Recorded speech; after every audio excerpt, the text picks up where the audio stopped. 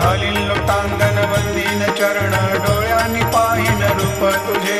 प्रेमे अलंगिन आनंदे पूजिन भावे ओवाळीन म्हणे नामा